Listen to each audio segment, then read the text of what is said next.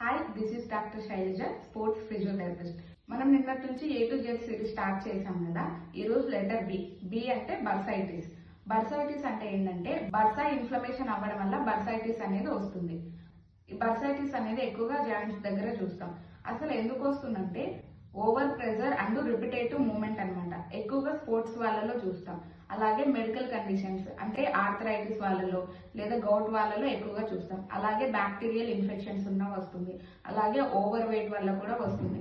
అలాగే మెయిన్ గా జాయింట్స్ మీద ప్రెషర్ ఎక్కువ పడడం వల్ల అంటే ఎక్కువగా నీల్ డౌన్ చేసే వాళ్ళలో చూస్తాం. సో దీని లక్షణాలు ఎలా ఉంటాయంటే నొప్పి, వాపు, ముట్టుకుంటే కూడా నొప్పి వస్తుంది అనమాట.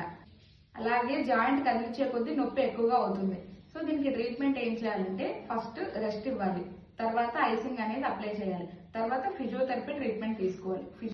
ఫిజియోథెరపీ ట్రీట్మెంట్ ఎందుకంటే ఆ జాయింట్స్ దగ్గర మజిల్స్ అనేవి వీక్ గా ఉంటాయి. సో ఆ మజిల్స్ ని స్ట్రెంథెనింగ్ చేయడానికి ఫిజియోథెరపీ తీసుకోవాలి.